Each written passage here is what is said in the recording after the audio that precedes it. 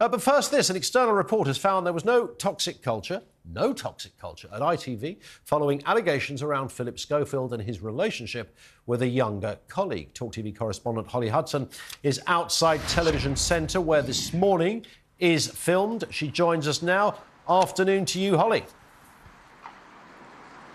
Yes, afternoon, Ian. Well, this, as you say, is the much-anticipated external report, into a review into the facts, essentially, following Phillip Schofield's dramatic departure, dramatic exit from the building behind me from this morning and, of course, from ITV after he confessed to an affair with a much younger male colleague, an affair he described as unwise but not illegal. Now, it was carried out by barristers led by Mulcahy KC and essentially looked into two things: ITV's handling overall of the scandal, whether they'd done enough to address rumours about the relationship and Schofield's behaviour, and also to examine complaints by employees working on this morning, whether the company essentially had done enough, whether its response to those complaints was adequate and appropriate. Because you may remember, after stepping down from ITV back in May, during the fallout from his confession, many employees came forward with allegations of a toxic working culture. However, this report has found no evidence of a toxic culture at ITV and crucially says the broadcaster did everything they could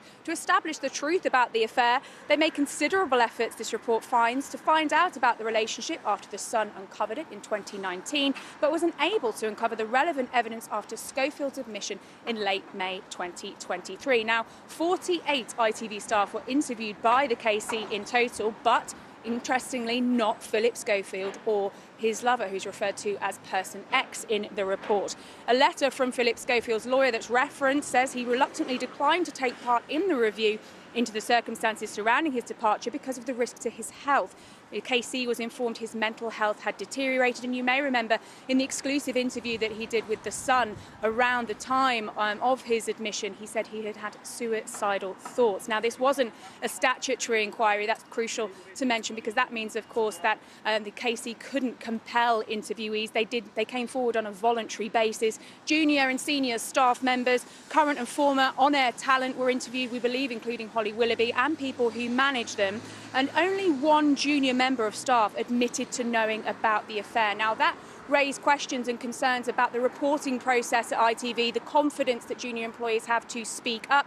A number of recommendations were made, which ITV say they have welcomed.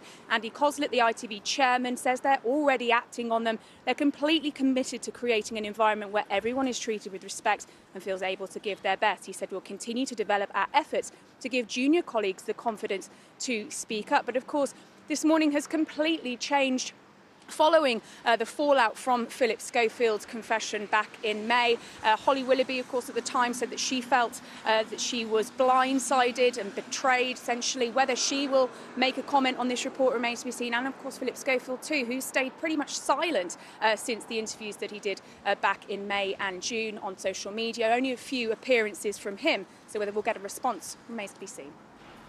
Holly, thank you very much indeed.